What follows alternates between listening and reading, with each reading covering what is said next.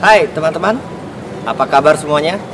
Semoga semuanya dalam keadaan sehat walafiat dan selalu dalam lindungan Tuhan Yang Maha Esa. Semua yang tadi kita lihat adalah rutinitas yang disebut The Recall yang terdapat pada ujian BH maupun ujian IGP. Apa itu The Recall? The Recall adalah sebuah rutinitas di mana handler akan memanggil anjing kembali dan anjing harus berlari dengan cepat kembali kepada handlernya dan duduk tepat di depan handler dengan tenang, fokus, dan rapi alias presisi. Kelihatannya mudah bukan? Tapi sebenarnya tidak. Rutinitas The Recall bukan hanya sekedar memanggil anjing untuk kembali dan dia datang lalu duduk di depan handler. Di dalam sebuah ujian atau kompetisi, banyak faktor yang akan menjadi perhatian seorang juri dalam memberi penilaian pada rutinitas ini. Misalnya, pertama, posisi anjing sebelum ia dipanggil kembali. Juri akan melihat apakah posisi anjing saat ditinggalkan handlernya tetap memberikan fokus atau perhatian kepada handlernya atau tidak. Kedua, apakah anjing akan berlari dengan cepat kepada handler atau tidak.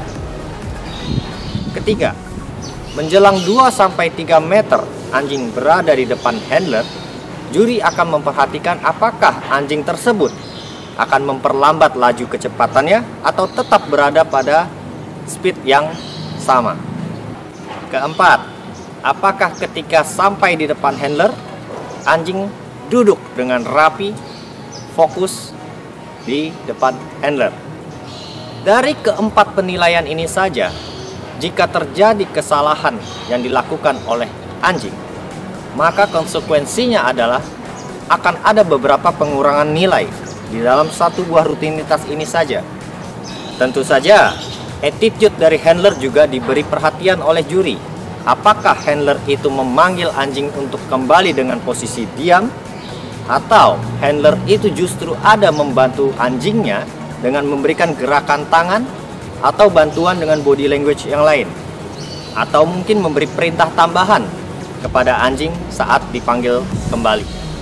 Semua ini dinilai dan ada konsekuensinya terhadap pemotongan nilai.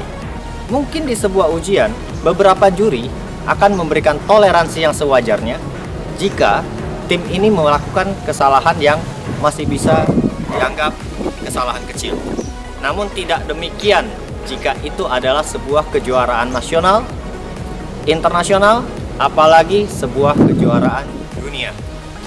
Di ujian BH terdapat satu kali rutinitas The Recall ini, yaitu ketika rutinitas down in motion, di mana handler dan anjingnya yang kita sebut dengan tim akan berjalan sejauh 15 langkah, lalu handler memberikan perintah untuk anjing tiarap dan meninggalkan anjing sejauh kurang lebih 30 langkah. Setelah itu handler berbalik badan dan atas signal dari juri, handler akan memanggil anjingnya kembali kepada dia, duduk rapi di depan dia, dan diakhiri dengan finish position. Baik, jika di rutinitas down in motion with recall ini yang ada di ujian BH, tim melakukan kesalahan-kesalahan yang memiliki konsekuensi dengan pengurangan nilai. Anggaplah dari total 10 poin, tim mendapatkan pengurangan nilai sebanyak 2 poin. Bagaimana jika pengulangan kesalahan ini terus berlanjut dan terus terjadi di ujian IGP? Di IGP 1 terdapat 4 kali rutinitas yang berhubungan dengan The Recall ini, yaitu pada rutinitas down in motion, rutinitas retrieve on flat, rutinitas retrieve over the hurdle, dan yang terakhir adalah rutinitas retrieve over a scaling wall.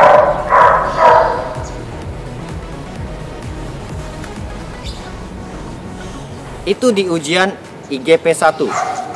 Di ujian IGP 3 masih ada satu rutinitas lagi yang membutuhkan The Recall, yaitu pada rutinitas stand in motion with recall, di mana handler akan berlari bersama anjing sejauh kurang lebih 15 langkah, lalu memerintahkan perintah berdiri dan meninggalkan anjing sejauh kurang lebih 30 langkah. Dan handler berbalik badan atas signal dari juri, handler memanggil anjing kembali dan diakhiri dengan finish position. Oh ya, sebenarnya ada satu lagi rutinitas yang secara tidak langsung membutuhkan the recall ini, baik itu di ujian BH maupun di ujian IGP, yaitu rutinitas long down under distraction.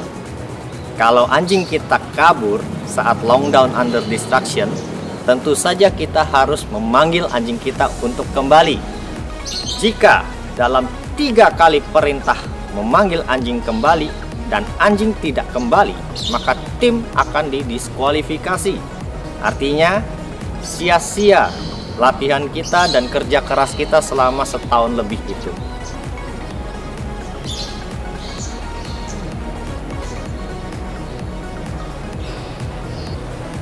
Oh ya, bagi teman-teman yang menonton video ini, boleh tahu posisi handphonenya adalah seperti ini atau seperti ini. Jika posisinya seperti ini, arahkan menjadi seperti ini. Nah, di kanan bawah ini ada tulisan subscribe. Warnanya merah kan? Kalau warnanya masih merah, coba kamu klik. Nanti bisa berubah warna. Kalau diminta masukkan ID dan password, masukin aja. Masih ingat kan ID dan passwordnya? Terima kasih bagi yang sudah subscribe. Semoga semua ini dapat menjadi motivasi saya untuk terus membuat video-video yang berkualitas mengenai pelatihan anjing, khususnya di program IGP ini. Tentu saja nanti ada video-video lain yang membahas mengenai bincang-bincang saya dengan pelatih-pelatih anjing atau seputar orang-orang yang berhubungan dengan dunia anjing kerja. Lalu mungkin ada artikel-artikel yang mungkin bermanfaat bagi teman-teman, atau video-video pelatihan saya yang sudah saya rangkum menjadi satu buah video. Jangan lupa di-share ya. Nah, banyak sekali cara dari masing-masing pelatih anjing untuk melatih anjingnya di rutinitas the recall ini. Semuanya bagus dan boleh dicoba. Jangan terlalu strict dengan sebuah sistem atau metode pelatihan, karena semua sistem dan metode pelatihan anjing pasti ada kekurangan dan ada kelebihannya. Yang penting, latihlah anjing Anda sesuai dengan sistem dan metode yang fit to your style. Baik, di sistem saya, untuk rutinitas the recall ini, saya bagi menjadi 3 bagian. Yang pertama adalah come for position. Yang kedua adalah recall itu sendiri. Ketiga, penggabungan antara recall dan comfort position yang akhirnya akan menjadi sebuah rutinitas yang disebut dengan the recall. Jadi untuk video mengenai bagaimana melatih the recall ini nantinya akan saya bagi menjadi 3 buah video. Pertama, comfort position. Apa itu comfort position? Comfort position adalah posisi akhir yang kita inginkan dari seekor anjing di rutinitas the recall ini. Anjing harus duduk dengan rapi di depan handler, fokus, juga tenang. Yang pertama saya lakukan untuk anjing kompetisi saya adalah mengajarkan anjing untuk duduk, memahami posisi akhir yang saya inginkan. Saya langsung mengajarkan anjing untuk datang hanya untuk anjing yang bukan anjing kompetisi saya. Sebenarnya endingnya sama saja, tapi khusus untuk anjing kompetisi saya berikan lagi kepada dia satu step pelatihan lebih detail. Saya memposisikan anjing saya untuk duduk di depan saya, lalu kedua tangan saya berada di samping badan saya dengan memegang reward, yaitu makanan. Saya akan memberikan perintah here atau come kepada dia, dan ketika anjing melihat mata saya, maka saya memberikan reward tersebut. Nah, di sini mungkin ada dua asumsi yang berbeda yang akan diterima oleh pemikiran anjing maupun manusia. Sebisa mungkin ketika saya melatih seekor anjing, saya akan mencoba untuk berusaha berpikir bagaimana anjing berpikir. Tidak selamanya saya berpikir apa mau saya agar anjing tersebut mau melakukan apa yang saya mau. Tapi di metode saya ini, saya justru mengajarkan anjing bahwa perintah here itu adalah inilah posisi yang saya mau jika saya berikan perintah here. Yang nantinya ketika saya memanggil anjing dengan perintah here, akan dipahami anjing sebenarnya bukan datang kepada handler, tetapi dia harus segera menuju posisi akhir atau comfort position yang dimaksud. Dulu, di awal-awal saya melatih anjing yang sebelum-sebelumnya, saya bagi lagi dua perintah untuk memanggil anjing datang kepada saya. Yang pertama, saya gunakan perintah here jika perintah-perintah yang saya gunakan di ujian menggunakan bahasa Jerman. Dan perintah kedua adalah come, yaitu sekedar memanggil anjing untuk datang tanpa harus lari dengan cepat duduk rapi di depan saya. Tapi sekarang saya tidak melakukannya lagi. Tidak ada alasan apapun, buat saya sama saja. Tapi teman-teman boleh mencoba dua perintah yang berbeda ini. Nah, sistem yang saya gunakan ini disebut dengan back chain progress. Sistem back chain progress ini juga saya terapkan kepada anjing saya di rutinitas yang lain. Misalnya pelatihan untuk retrieve dumbbell, blind search dan Hollenberg, juga di send away. Menyusul, nanti akan saya buatkan satu persatu video mengenai rutinitas yang lain. So, jangan lupa subscribe, like, share, dan komen. Back chain progress adalah sistem melatih anjing dengan cara mengajarkan ending dari sebuah rutinitas itu terlebih dahulu, baru dilanjutkan secara mundur urutan dari sebuah proses pelatihan anjing tersebut.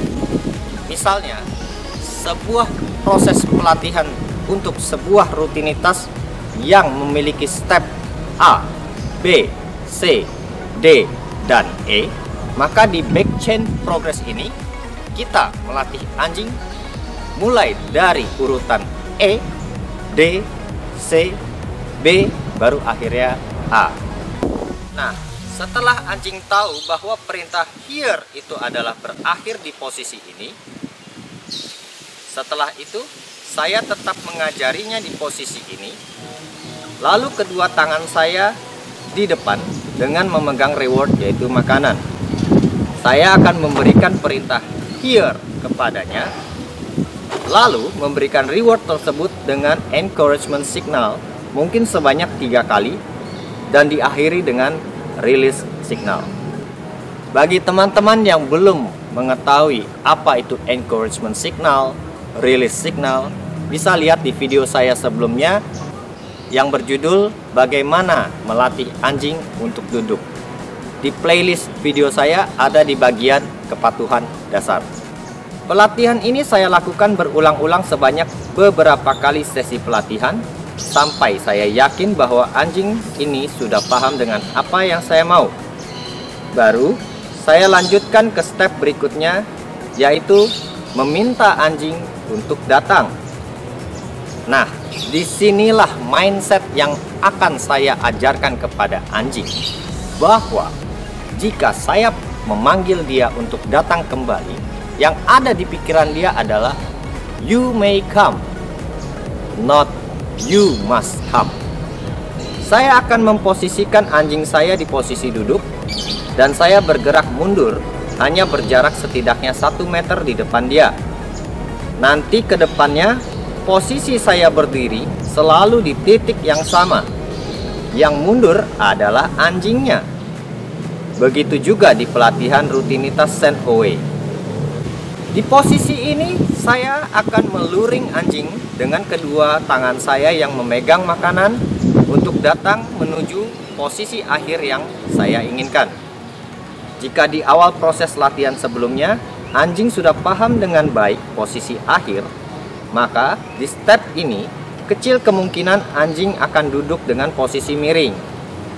Jikapun hal ini terjadi, nanti kita bisa mengajari ulang atau memberikan koreksi, yaitu merapikan posisi akhirnya. Nah, inilah yang dimaksud dengan back chain progress. Ketika anjing sudah di depan saya, di mana posisi tangan saya tetap berada di depan badan saya seperti ini, saya akan memberikan reward kepada dia dengan encouragement signal.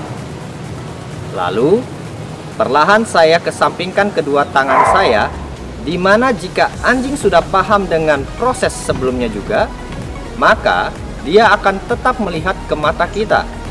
Dan di saat itu juga saya memberikan release signal dan selesai sudah satu step pelatihan yang kita inginkan. Bagaimana jika saat kita menyampingkan tangan kita dan anjing menoleh ke arah tangan karena dia tahu ada makanan di sana? Biarkan saja, tidak perlu memberikan signal no, karena nantinya dia akan belajar bahwa tidak akan ada reward yang diberikan jika dia melihat ke tangan kita, karena reward akan diberikan ketika dia melihat mata kita. Nah, setelah beberapa kali pengulangan dari pelatihan ini, saya bisa mulai masuk ke step berikutnya, yaitu dengan menambahkan jarak antara saya dengan anjing, mungkin di sekitar 2 meter. Tapi ingat teman-teman, satu step pelatihan ini tidak saya kerjakan hanya di satu sesi pelatihan. Bisa berkali-kali sampai saya yakin dengan pasti bahwa kesalahan yang akan terjadi tidak terlalu banyak, baru saya masuk ke step berikutnya. Sama di pelatihan 1 meter, di pelatihan 2 meter ini juga saya melakukan hal yang sama. Dan terus saya lakukan sampai nanti berada di jarak 5 meter. Biasanya di jarak 5 meter ada beberapa anjing yang akan datang kembali tidak dengan cepat. Tapi tidak masalah, karena di pelatihan ini yang saya inginkan dari anjing bukan speednya. Yang saya inginkan dari anjing adalah kerapian dia saat datang kembali ke saya pada rutinitas come for position ini. Dan di akhir dari semua step pelatihan yang sudah saya jabarkan, step terakhir yang saya lakukan adalah menempatkan anjing pada jarak sekitar 5 meter dan saya memanggil dia untuk datang di mana sama sekali tidak ada bantuan luring atau pengarahan dengan tangan lagi. Jadi saya benar-benar memposisikan diri saya seperti saat ujian berlangsung, di mana saya hanya berdiri dengan tegap dan hanya memberikan perintah untuk datang. Di sini akan terlihat apakah anjing benar-benar paham apa yang sudah kita ajarkan sebelumnya atau tidak. Jika tidak, jangan ragu kembali ke step sebelumnya dan latih kembali dia sampai mengerti.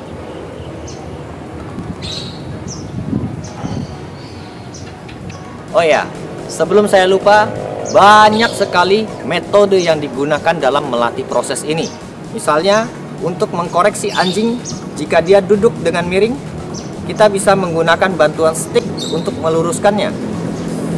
Atau mungkin menggunakan sebuah kotak untuk menjadi penanda bahwa di tempat inilah dia harus duduk dan lain sebagainya. Semua ini tidak masalah. Saya juga melakukan dengan equipment seperti ini, walaupun tidak terlalu sering, dimana tergantung dari masing-masing anjing yang saya latih. Karena setiap anjing yang saya latih memiliki karakter yang berbeda, keunggulan dan kekurangan yang berbeda, sehingga semua equipment atau teknik ini menyesuaikan dengan kondisi anjing yang sedang kita latih tersebut. Nah, apakah pernah terpikirkan oleh kita di rutinitas down in motion ketika kita meniarapkan anjing dan meninggalkan dia, saat kita berbalik badan, ternyata posisi berdiri kita tidak satu garis lurus dengan posisi anjing tiarap. Atau mungkin di rutinitas retrieve on flat, over a hurdle, scaling wall, di mana dumbbell yang kita lemparkan mendarat dan berhenti tidak satu garis lurus dengan posisi kita dan anjing berdiri. Setelah seringnya pengulangan dari pelatihan comfort position ini, dan saya rasa anjing juga sudah paham dengan apa yang diajarkan, maka saya akan mengajarkan kepada anjing saya satu hal lagi yang berhubungan dengan comfort position, tapi dari angle yang berbeda. Tentu saja di step ini akan banyak lagi pengulangan luring atau mengarahkan anjing untuk datang kepada saya, tapi dengan posisi yang saya mau. Saya akan memposisikan anjing saya di jarak 5 meter tersebut, tetapi pada sudut kemiringan kurang lebih 45 derajat, dan saya meminta dia untuk datang. Di sini tentu saja saya harus membantu dia dengan mengarahkan tangan saya agar dia paham dan mengingat kembali posisi comfort yang kita inginkan. Beberapa kali pengulangan nantinya akan saya akhiri dengan pelatihan comfort dengan sudut kemiringan 90 derajat, atau posisi anjing tepat berada di samping kiri atau kanan saya. Memang pelatihan yang seperti ini bisa dikatakan perlu juga tidak perlu dilakukan. Karena jika memang seekor anjing sudah bisa datang dan duduk lurus rapi tepat di depan kita, berarti anjing itu sudah bisa melakukan the recall dengan baik. Tapi tidak ada salahnya bagi anjing kompetisi saya ajarkan dia lagi satu buah latihan ekstra, just in case jika suatu hari terjadi hal-hal yang tidak saya inginkan seperti yang saya jabarkan di atas. Baik teman-teman, inilah seri pertama bagaimana saya melatih anjing untuk rutinitas the recall. Semoga bermanfaat. Ingat, tidak perlu buru-buru melatih anjing di rutinitas ini. Lakukanlah dengan santai. Diulang jika ada kesalahan, bantu anjing jika memang diperlukan. Sampai ketemu di video seri berikutnya, yaitu mengenai recall itu sendiri dan seri mengenai penggabungan antara comfort position dengan recall. Terima kasih sudah meluangkan waktunya untuk menonton video ini sampai habis. Selamat berlatih, tetap semangat, maju terus, Dog Sport Indonesia.